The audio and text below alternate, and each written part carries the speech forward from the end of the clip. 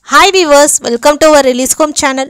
இன்னைக்கு நம்ம பார்க்க போறது நம்ம டெய்லி லைஃப்க்கு தேவையான சில குட்டியான டிப்ஸ் அண்ட் ட்ரிக்ஸ் பார்க்க போறோம். அதுக்கு இந்த வீடியோவை நீங்க ஸ்கிப் பண்ணாம பாருங்க. அதை தெரிஞ்சுக்க இந்த வீடியோவை நீங்க ஸ்கிப் பண்ணாம பாருங்க. நம்ம சேனலுக்கு ஃபர்ஸ்ட் டைம் விசிட் பண்றீங்களா? இல்ல இன்னும் நீங்க நம்ம சேனலை சப்ஸ்கிரைப் பண்ணாம இருக்கீங்களா? கண்டிப்பா சப்ஸ்கிரைப் பண்ணிருங்க. பக்கத்துல உள்ள பெல் ஐகானை கிளிக் பண்ணிக்கங்க. பூஜை ரூம்ல விளக்கேத்துறதாலும் இல்ல கோயில்ல போய் விளக்கேத்துறனாலும் நம்ம நெய்யில விளக்கேத்துனா ரொம்பவே நல்லது. விளக்கேத்துறதுக்கு காத்தியை சிட்டி வச்சிருப்போம், திரி வச்சிருப்போம், அதே மாதிரி நெய்யும் தனியாக வச்சுருப்போம். ஆனால் இந்த கிளைமேட்டுக்கு நெய் சீக்கிரமே கொஞ்சம் ஃப்ரீஸ் ஆன மாதிரியே ஆயிரும்.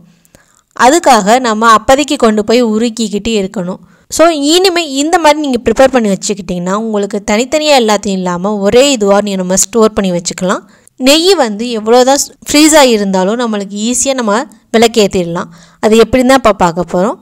இந்த மாதிரி காத்தியை சிட்டி நீங்கள் விளக்கேற்றுற சிட்டியை எடுத்துக்கோங்க. கொஞ்சமாக நெய்யை ஊற்றிக்கோங்க. இந்த மாதிரி லைட்டாக மெல்ட் பண்ணிவிட்டு அந்த நெய்யை இதில் ஊற்றிட்டு திரியையும் இதில் போட்டு வச்சுருங்க. இந்த மாதிரி போட்டதுக்கப்புறம் இதை உங்கள் ஃப்ரீசரில் வைங்க. ஃப்ரீசரில் மினிமம் ஒரு 3 மணி நேரம் வச்சா போதும். இப்போ இந்த வெள்ளிக்கிழமைக்கு ஒரு 2 விளக்கு, கோயிலில் ஒரு 2 விளக்கு, மொத்தம் 4 விளக்கு வைப்போம்னா ஒரு 4 விளக்கு இந்த வீக்குக்கு தேவையான விளக்கை மட்டும் நீங்கள் ப்ரிப்பேர் பண்ணிவிட்டு ஒரு 3 hours மட்டும் ஃப்ரிட்ஜில் வச்சுட்டு அதுக்கப்புறம் கூட நீங்கள் வெளில எடுத்துக்கலாம். அவ்வளோ சீக்கிரம் நெய் உருகவே உருகாது இந்த கிளைமேட்டுக்கு. இந்த மாதிரி நம்ம ப்ரிப்பேர் பண்ணிட்டோம்னா நம்மளுக்கு அப்போதைக்கு எந்த ஒரு டென்ஷனும் இல்லாமல் ஈஸியாக நம்ம விளக்கி ஏற்றிடலாம். கோயிலுக்கும் எந்த ஒரு அவசரமும் இல்லாமல் ஈஸியாக நம்ம எடுத்துகிட்டு போகிறதுக்கும் ஈஸியாக இருக்கும். இல்லை அந்த டென்ஷனில் நம்ம அதை எடுத்தோமா இதை எடுத்தோமான்னு ஒரு கன்ஃபியூஷன்லேயே தான் இருப்போம். அதுக்கு இந்த மாதிரி பண்ணி வச்சுக்கிட்டா நம்மளுக்கு ரொம்பவே ஈஸியாக இருக்கும். சரி, இந்த கிளைமேட்டில் இது ஓகே. மற்ற கிளைமேட்லலாம் என்ன பண்ணுறதுன்னா, இப்போ நீங்கள் மார்னிங் போனீங்கன்னா நைட்டே எடுத்து இந்த மாதிரி ஃப்ரிட்ஜில் வச்சுட்டிங்கன்னா காலையிலேக்கே உங்களுக்கு ஈஸியாக இருக்கும். ஏன்னா வெயில் காலத்துலலாம் அது சீக்கிரமாகவே மெல்ட் ஆகிட்டே இருக்கும். அதுக்கு நம்ம மொதல் நாள் மட்டும் நம்ம ரெடி பண்ணி இந்த மாதிரி வச்சுக்கலாம். இந்த மெத்தட் நீங்கள் ட்ரை பண்ணி பாருங்கள். இது உங்களுக்கு ரொம்பவே யூஸ்ஃபுல்லாக இருக்கும். நம்ம வீட்டில் பழைய ட்ரெஸ்ஸு, பத்தாத ட்ரெஸ் அந்த மாதிரி நிறையா இருக்கும். அதை நம்ம வெளியில் யார்ட்டையார் டொனேட் பண்ணுறது ரொம்பவே நல்லது. அது கிழிஞ்சிருந்துச்சுன்னா நம்ம வெளியில் டொனேட் பண்ண முடியாது. அந்த மாதிரி இருக்கிற ட்ரெஸ்ஸெல்லாம் நம்ம வேணான்னு சொல்லி தூக்கி போடாதீங்க. அதை நம்ம வீட்டிலையே நம்ம எப்படி ரீயூஸ் பண்ணலான்னு தான் பார்க்க போகிறோம். அதுக்கு நம்ம வேறு ஒன்றுமே பண்ண தேவையில்லை. நீங்கள் கிழிஞ்சதை இந்த மாதிரி கட் பண்ணிக்கோங்க. இந்த மாதிரி கட் பண்ணி உங்களுக்கு எந்த மாதிரி சைஸில் ஷேப்பில் வேணுமோ அந்த சைஸில் நீங்கள் கட் பண்ணிவிட்டு நம்ம வீட்டில் கிச்சனுக்கு கைப்பிடி துணியாக யூஸ் பண்ணிக்கலாம்.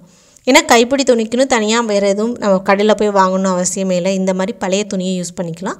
இல்லை சாமி ரூமுக்கு தனியாக ஒரு துணியை வச்சு அது ஏன்னா நிறைய பேர் சாமி ரூமில் யூஸ் பண்ணதை வெளியில் எங்கேயும் யூஸ் பண்ண மாட்டாங்க. அந்த மாதிரி சாமி ரூமுக்குன்னு தனியாக ஏதாவது வச்சுக்கலாம். இந்த மாதிரி நம்ம வீட்டிலையே நம்மளே யூஸ் பண்ணிக்கலாம். இந்த மெத்தட் நீங்கள் ட்ரை பண்ணி பாருங்கள். இது உங்களுக்கு ரொம்பவே யூஸ்ஃபுல்லாக இருக்கும். நம்ம வீட்டில் குட்டி பசங்கள்லாம் ஏதாவது டிஃப்ரெண்ட்டாக ஸ்நாக்ஸ் செஞ்சுட்டாங்கன்னு சொல்லுவாங்க. அதுக்கு ஈஸியாக ஒரு சிம்பிளான ஒரு ஸ்நாக்ஸ் தான் இது. இதை செய்யறதுக்கு நம்மளுக்கு மேக்ஸிமம் 5 minutes போதும். ரொம்ப நேரம்லாம் நமக்கு தேவைப்படாது. 6 பீஸ் பிரெட் எடுத்துருக்கேன். அதை இந்த மாதிரி நல்லா கியூபாக கட் பண்ணிக்கோங்க. கார்னர்லாம் கட் பண்ணணும் அவசியமே கிடையாது. நீங்கள் அப்படியே கட் பண்ணிங்க. இந்த மாதிரி கியூபாக கட் பண்ணதுக்கப்புறம் மிக்ஸி ஜாரில் போட்டுக்கோங்க. இந்த மாதிரி நல்லா மிக்ஸி ஜாரில் போட்டதுக்கப்புறம் 6 பீஸ் பிரெட்டுக்கு நான் 1 கப் தேங்காய் திருகி வச்சுருக்கேன். இந்த மாதிரி தேங்காயும் இதில் போட்டுக்கோங்க. அந்த 1 கப் தேங்காய் போட்டதுக்கப்புறம் 4 டேபிள் ஸ்பூன் ஜீனி போட்டுக்கோங்க. ஏன்னா நீங்கள் தேங்காயும் நம்மளுக்கு இனிப்பு தான் இருக்கும். அதனால் நீங்கள் ஜீனியை பார்த்து போட்டுக்கோங்க. உங்களுக்கு கூட வேணும்னா கூட, இல்லை குறைச்சி வேணும்னா குறைச்சி போட்டுக்கோங்க.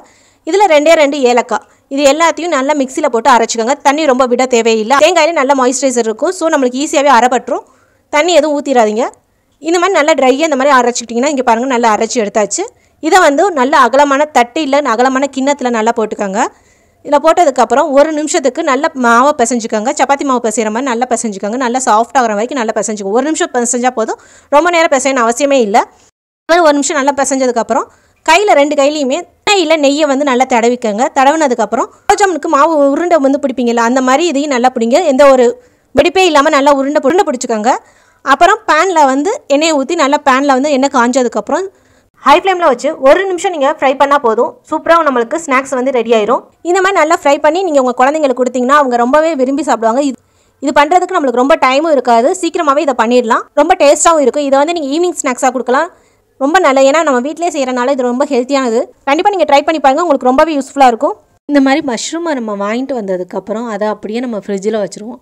ஃப்ரிட்ஜில் வச்சோம்னா அங்கிட்டு ஒரு 3 நாளைக்கு அப்புறம் பார்த்தீங்கன்னா அது ஒரு மாதிரி அழுகுன மாதிரி ஆயிரும். இந்த மஷ்ரூமை நம்ம இந்த மாதிரி இங்கே ஸ்டோர் பண்ணி பாருங்கள். உங்களுக்கு 1 வீக்கிட்ட இது அப்படியே ஃப்ரெஷ்ஷாகவே இருக்கும். மஷ்ரூம் வாங்கிட்டு வந்ததுக்கப்புறம் அதே பாக்ஸில் வைக்கவே கூடாது. ஏன்னா அதிலையே பாருங்கள் ஒரு மாதிரி கருப்பு கருப்பு அங்கங்கே இருக்கும், ஈரப்பதமாகவே இருக்கும்.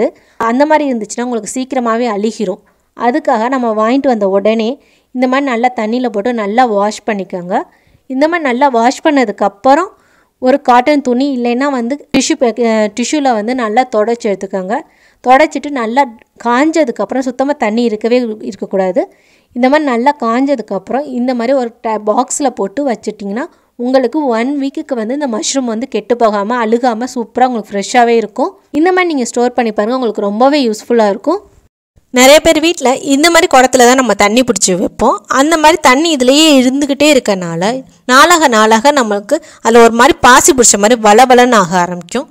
அதுக்கு இனிமேல் வீக்லி ஒன்ஸ் இந்த மாதிரி செய்யுங்க. உங்களுக்கு அந்த மாதிரி வளவல பாசி பிடிச்ச மாதிரி எதுவுமே இருக்காது. ஏன்னா அதோட நம்ம தண்ணி குடிச்சுக்கிட்டே இருந்தோம்னா அது நம்ம உடம்புக்கும் நல்லதே கிடையாது. லெமன் இருக்கும் பாருங்கள், அதை வந்து புழிஞ்சிட்டு அந்த சக்கை இருக்கும், அது வேணான்னு சொல்லி தூக்கி போடுவோம். இனிமேல் அந்த மாதிரி வேணான்னு சொல்லி தூக்கி போடாமல் அந்த லெமனோட தோலை வச்சு தான் இப்போ நம்ம க்ளீன் பண்ண போகிறோம். அந்த தோலை வந்து லைட்டாக எப்படி ஜூஸை கொஞ்சோண்டு இருக்கும், அந்த ஜூஸை வந்து லைட்டாக புழிஞ்சிட்டு ஃபுல்லாக தேங்க. இல்லை என்கிட்ட ஃப்ரெஷ் லெமனே வீட்டில் இருக்குன்னா அந்த ஃப்ரெஷ் லெமனை வச்சு லைட்டாக அங்கங்கே புழிஞ்சு இந்த மாதிரி தேய்ச்சிங்கன்னா அந்த பாசி பிடித்த எல்லாமே வந்து ஈஸியாகவே ரிமூவ் ஆயிரும். இந்த மாதிரி நம்ம வீக்லி ஒன்ஸ் கண்டிப்பாக இந்த மாதிரி வாஷ் பண்ணிட்டு தான் இந்த மாதிரி பிளாஸ்டிக் குடத்தை யூஸ் பண்ணுங்கள். ரொம்ப நாளைக்கு ஒரே தண்ணியை ஒரே இடத்துல வந்து வச்சுருக்காதீங்க.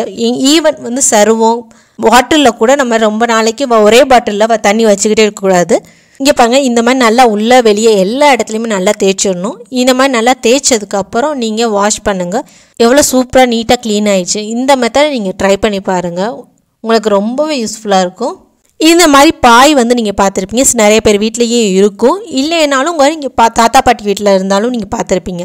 இந்த மாதிரி பாயில் வந்து நம்ம படுக்கிறது நம்மளுக்கு உடம்புக்கு ரொம்பவே நல்லது.